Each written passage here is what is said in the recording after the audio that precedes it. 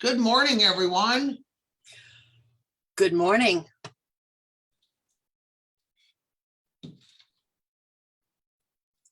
I can't find anything. It's 9 a.m. sort of. It's 9:02, Friday morning, February 18th. Happy snowy Friday. Yes.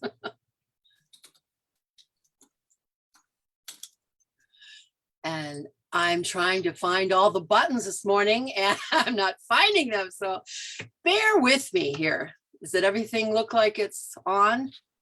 Everything is going good. We are the Good News Live at 9. We are live on Facebook. Later on, you can view this presentation on YouTube as well. I'm Carrie Van. I am not an elder at the church. I am the communications manager. Suzanne Maxey is an elder at the church. Yes, I Good morning, am. Sue. Good morning. Yes. Okay. You normally do this. Now I'm like flustered. So, okay. Good morning, everyone. Yes, Sue and I have decided to change roles. We are using her internet and changing what we do. So we're giving this a test run, and I have a feeling that you're going to see a lot less buffering because Sue has a direct connection into her internet. So let us know if it looks better to you today. So Sue, what are we doing? I don't know. We just had a camp meeting, a subcommittee meeting for Camp Wakanda. We're going to be announcing some very exciting things very soon. We are starting a Facebook group, and we will probably kick that live Sunday night or Monday morning. So keep an eye for that and please join. Woohoo! We have a lot of exciting stuff, but we're not going to tell it all here. We will tell you very soon. Yes. And we just had our comedy fundraiser, and I don't have the final figures, but we raised over $2,000 in ticket sales and other donations. So we're pretty excited about that. Yes. We're off to a start, but we need a lot more. So Yes, we do. Keep tuned. Keep tuned. And even though there's snow on the ground, we are now accepting Easter lily donations at the church. So you can go on our website, which is allenparkpres.org. And right on the homepage, there's a form that you can fill out. It's very easy. Because before you know it, Ash Wednesday is going to be here, which I find hard to believe. Not over Christmas yet. Yeah. Right. All right. So today, Ash Wednesday is there going to be a drive-through for ashes if people want it? yes, they're going to do I think Pastor Tim is going to do the same kind of thing he did last year, which is you can either come into the sanctuary and go up or drive through the alley. So at this time, that's what we're doing from 5 to 8. We'll definitely get an email out. So be sure to follow our email if you're not. So let's see who. Hi, Elaine. Good morning. Hi, Linda Clark. Hi, Bob Ando. Hi, Judy Hatch. Hi, Deanna, Barry, and Margot. Hope you're all keeping warm today and you don't have to drive to Wakanda like I am. Yeah. Snow day. There's a lot of snow day. Today. Yeah. My car is covered. So Yep. Hopefully that's not going to be a big deal. Hi, Ken Woods. Speaking of Ken Woods. Yes. Ken Woods is going to be our guest representing the Elks next Friday, live at 9. Good morning, Doug Goddard. Did I miss anyone? Hi, Judy Martin. Oh, I was supposed to share the group, Sue. Gosh, I just can't keep it together, can I? Amy said we raised $3,000 for camp. All right. All right, so that should buy us a thing or two. We got to keep that momentum going. Hi, Norma Bentley. Yeah, all right, so we probably should announce our guest today. Sue, do you want to go ahead and do that? Yep. Our guest today is Angie Winton. She is a councilwoman in Taylor, and she's the founder and director of Metro Detroit Share. And it is a mission that provides support resources to families who endure the loss of a child during pregnancy or infancy. So I know that Metro Detroit Share was our mission, our 5th Sunday mission back in the fall, I believe. We had quite a few ladies. There might have even been a man or two that knitted or crocheted little blankets for their memory boxes. So we can find out more from Angie on what those exactly are and what else that they're looking for that they need. So All right. I admit her. Hi, Tracy Krotz. Hi, Sandy Sauerbeck. Yes, let's bring Angie on in. You want me to do it, Sue? I think I did, but she doesn't come in, then maybe you need to do something. I hit admit. Did it not work? Oh no. Okay. Didn't work on my end. Maybe you need to do it. Hang on, admit. Here we go. Yep, there she is.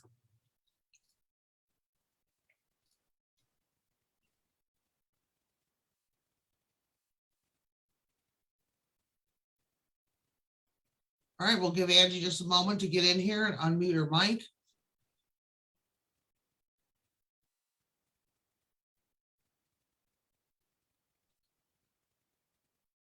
The excitement of technology. It's always, Yeah, always excitement or always something crazy. nerves. Oh, it says it will not allow me to unmute. She put in the chat. Okay, here I'm going to ask her to unmute. It said the host will not allow. Okay, so that's me, huh? So what do I need to do here? Click on the three dots to the right of top right of her name and see if there's something there. It says ask to unmute. Where?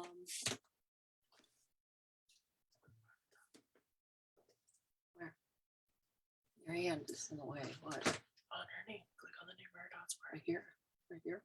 Yeah.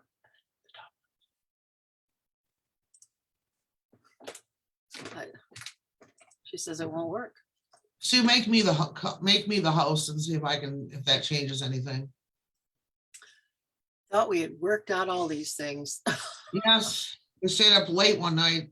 I know. Entertained quite a few people late at night.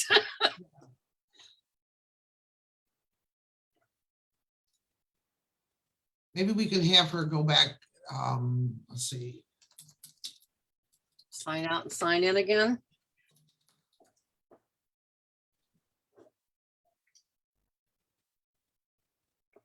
All right, I think all right, so Angie has left and she's going to come right back. She was having a problem getting her. Yeah, the sneaky mute thing. That's what Ken Wood said. We didn't do anything, so who knows? Every day, everything always acts weird and different. You never know what's going to happen when you wake up in the morning. Yesterday, I couldn't comment on chats and Facebook. Today, I can. It's like, who knows? All right, let's give Angie just a moment to come back in.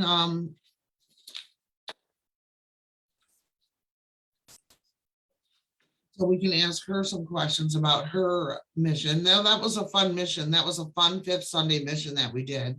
Nancy Atkinson is the one who led that, and she was so pleasantly surprised by how many people had donated blankets. It was great. All right, it's looking better. I think yay! Hey.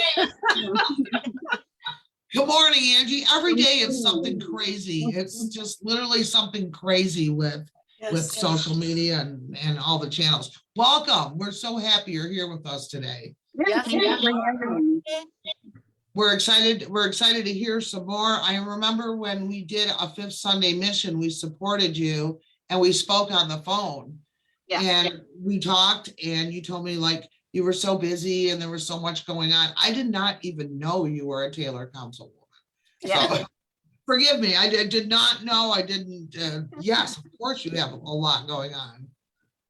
I do. Yes. I work full time, serve on city council, and run a nonprofit and lots of other things too. So, and you have a family too, right? ooh, yes. Yeah. So it's, I run on coffee. Yes. Yep. That's kind of my whatever you want to call it, motivation. Yeah, me too. Absolutely, me too. And I don't think I'm as busy as you are. So how do you find time to do it all? Let's ask that first. So coffee, but a calendar. I mean, I try to schedule stuff and really just keep a kind of a tight calendar and make sure I schedule things, and I just am on the go a lot. Just Yes. kind of used to it. I think I've always been like that. I mean, even back in high school, I went to school and worked, and then I was student council president and all that kind of stuff. So I just have always kind of lived that kind of life. So you just do it. If something Yeah. needs done, you just do it. I love it. Yeah. Nike has a good logo with that, don't they? Yes, they do. Yes, just do it. Barry and Margot from our chat said, "Good morning, Angie. Looking forward to hearing about your mission." Hi, Kevin Vaughn. So yes, we brought quite a bit of awareness around. There are people, I know that you know Nancy Atkinson, and you also know Andrea Carlson. Yes. But a lot of us, I had never heard of your mission. And once I started your motto on your website, each new life, no matter how fragile or brief, forever changes the world. I mean, it was just wonderful. And I'm sure you started this for a reason that would be close to your heart. Yes. Yeah. So our first pregnancy ended in an early pregnancy loss in December of 2003. It's hard to even say 2003 because I feel like I want to say like 2013 because it doesn't seem like it was 18 years ago. And then our second pregnancy, we lost full term. Our daughter Brooke Marie was stillborn 37 and a half weeks into our second pregnancy. And so, yes, that was I did go on to have two living children that are now 15 and 13. But there was just a lack of support. Felt very alone, even though I have the world's best family and friends and support network. Dealing with a loss like that, you need shared connections. You need people who, right, we've all been through loss, right? I mean, we lose parents, siblings, friends, but losing a child and losing a pregnancy is just different. And so the best way to support an individual through that loss is just getting those shared connections so you can talk openly about how you're feeling and know that you're not alone. So that was the motivation for starting Metro Detroit Share. So in 2008 is when I decided to embark on that mission, when I had not even a 2-year-old at home, and I was pregnant with my youngest, and went to St. Louis and did training. And February of 2009 was when we actually started our support meetings. And then everything's just kind of grown from there. All right. And I know that Metro Detroit I'm sorry, it's a national organization. So you're a chapter. Yeah, National Share, we're a chapter of National Share. So National Share is a national organization. We are an independently ran chapter of National Share. Okay, that's what I had read. And I know that I did not realize that you started as what you just told me. I did not realize that you started as a group, like a support group. So all of these the Caring Cradle, all of these other parts of your ministry all grew from those meetings. They did, yes. I always tell people this, and I actually went to our support meeting Wednesday. I don't normally go. I ran them for over 5 years myself, and as you can imagine, doing this work is hard. It's difficult. Running a support meeting is even harder. It's you're hearing grief stories over and over, and so again, I have people that normally facilitate, but I did go this past Wednesday because we had someone possibly working on doing a documentary on loss, and so they wanted to film part of a support meeting. So I did go, and I relayed that really was our foundation. That was the driving force behind Share, and then yes, everything has grown from there for various reasons. Like our funeral assistance was because going to the cemetery and seeing babies without headstones was troubling, and we had money. So we were like, we can do this. And then the box program was born out of 2 different moms who started it in honor of their children. You know, their families grew and they kind of moved on. So we took it over as an organization. The Caring Cradles came about, and we, you know, for me, we only had a couple hours with Brooke. It wasn't enough time. And so everything, there's a passion behind doing it based on our groups, you know, our leaderships, personal experiences, and what we wish maybe we would have had, or thankful for the things we did have, and want to make sure that all families get that same level of support. Angie, can you explain, because it's beautiful. Can you explain, I think you just did your 26th Caring Cradle, and if I'm correct, can you explain a little bit more about how that works? Yes. Yeah, so a Caring Cradle is a cooling unit bassinet. And so it's, you know, these are always the people don't always want to hear about this stuff, but it's necessary because it's necessary to support families. But as you know, when somebody passes, they normally go to the morgue, right? Because cooling slows down the natural changes that happen after death. And so what a cooling cradle does is just help slow that process down. So it cools the body of the baby, and that just allows more time. So it's hospital plugs it in, they turn it on, 30 minutes later, it's cooled to the temp needed. There's a gel pad in the cradle that they can wrap the baby in. So they wrap, you know, cool the gel pad, wrap the baby in, and then wrap it in another blanket. And then the families can keep their baby I mean, they could keep their baby typically as long as they want anyways, but I will tell you, having personally experienced it, couple hours, the changes were very drastic. And I mentally couldn't handle it. And so this, like I said, it slows the process down. We had a family I know that used the Caring Cradle at Wyandotte, and they kept their daughter for 2 days. Now everybody's different, you know, some people don't want 2 days, but it's however much time the family wants. This gives them the opportunity. That's really beautiful, because that's got to be one of life's most traumatic moments, and anything that can be done to ease that moment, because that's just the beginning of the grief. Yeah. And I don't know if people understand that. You know, people say things like, oh, you can have another baby, and that's such a bad thing to say. And you're grieving the loss of a child, and it's no different than any other grief that you have to go through.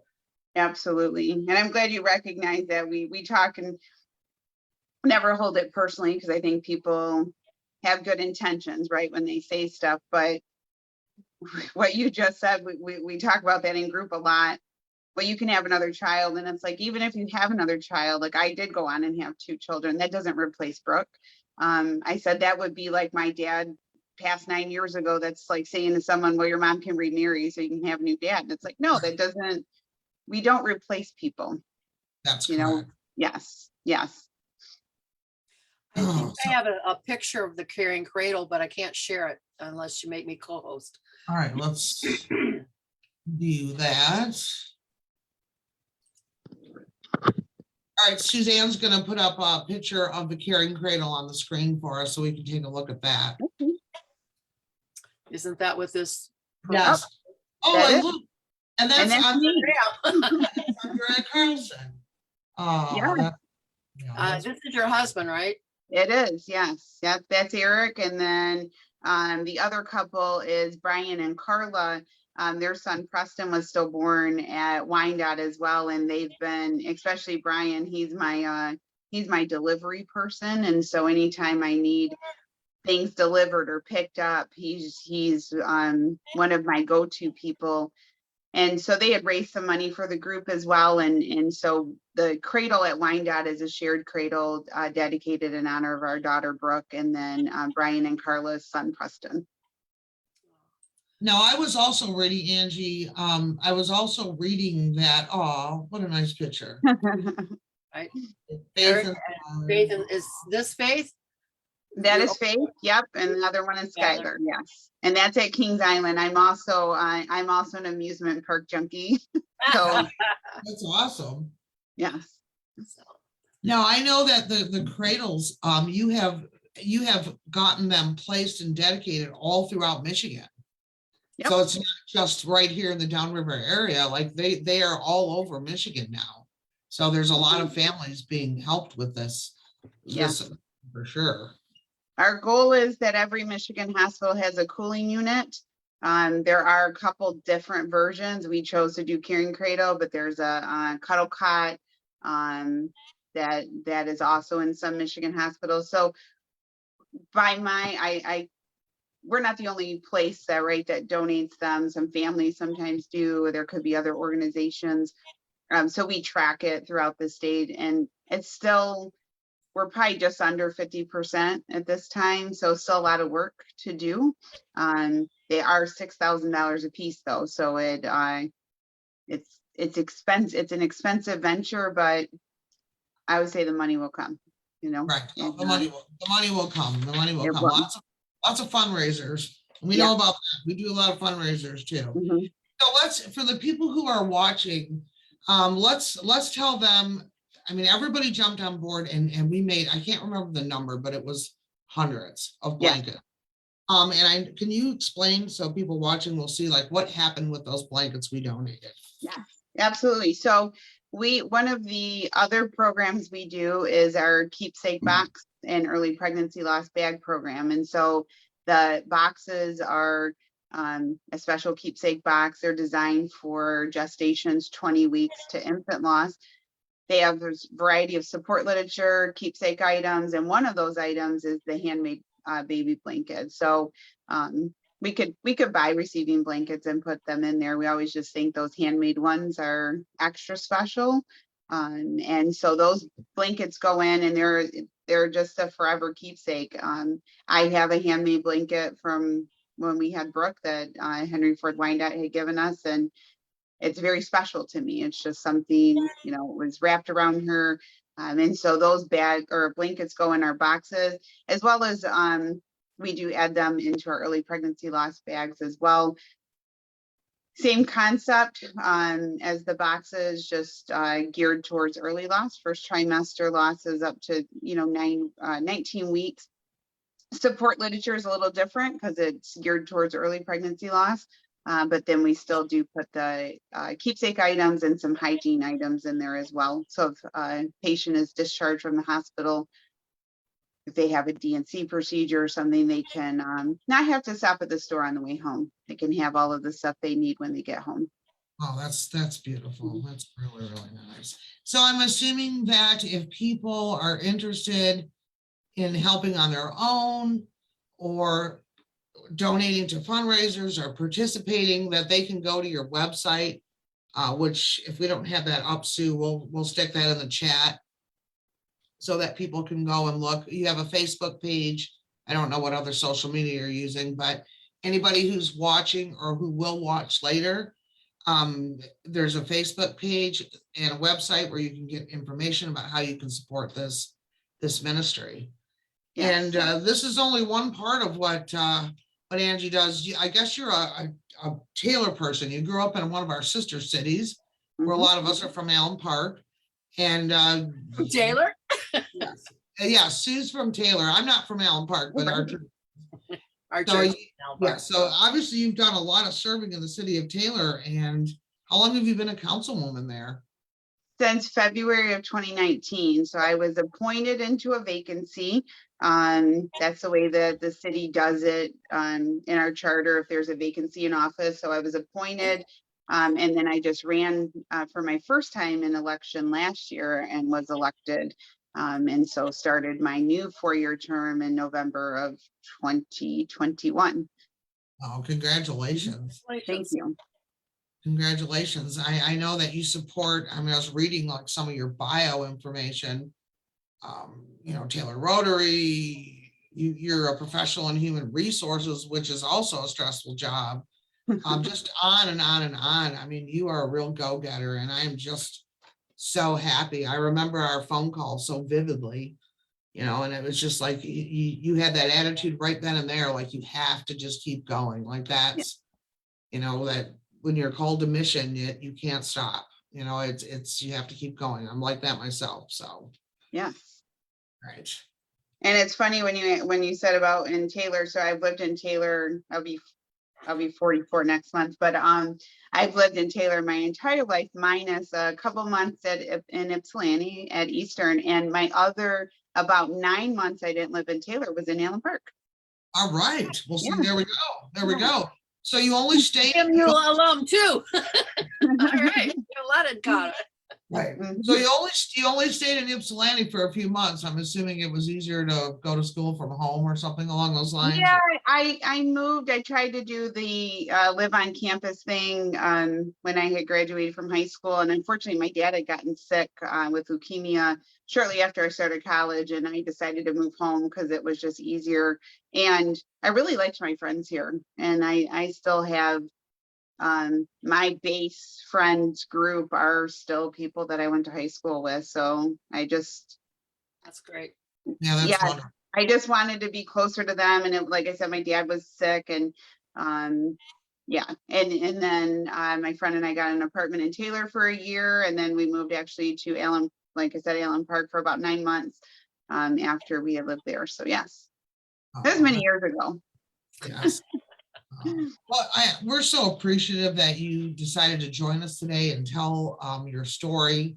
I know you shared a lot of personal and probably difficult still to this day things. And I think that puts a real human aspect, a heart into what you do. And I appreciate you being so open and sharing with us like this. We really Yeah. appreciate it. And thank you for.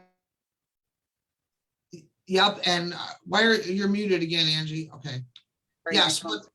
Yes, when we start a Fifth Sunday mission, we bring awareness to it whenever there's a fifth Sunday in the month, but we don't want it to be a one-time thing. So from time to time, we try to talk about it. We try to keep, you always bring in some people that will stick with it. So we will be supporting if we see fundraisers. We'll be happy to share them. Great. Please reach out to us if there's anything we can do. If you get into an emergency need of some sort, just reach out to us. We're Okay. always happy to help. Great. Yes. And always blankets. And I will say the easiest way to stay in touch. Unmute again, Angie. Or other social media. It's for me, it's Facebook because I'm more familiar with it. But that's where we will share the majority of when we do our boxes, when we do our walk. So that is the best way to follow us would be Facebook. All right, we will definitely put, hang on a second. From Norma, Angie, thank you for all you do for those who have lost babies.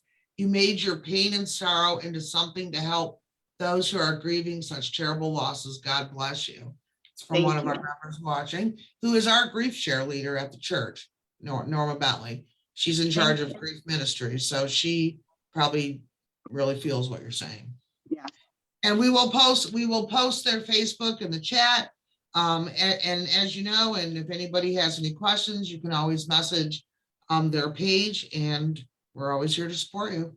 Great. Thank you so much. All right. Enjoy the rest of your day. Thank you, Angie. Thank you. Thanks. Okay. Bye. Bye, Angie.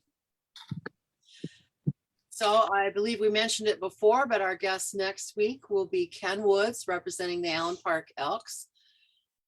And I think that's all we had for today, and it's 9:30. So yeah, this worked out beautifully. And if anybody's watching, I bet you haven't seen any buffering and things have been better.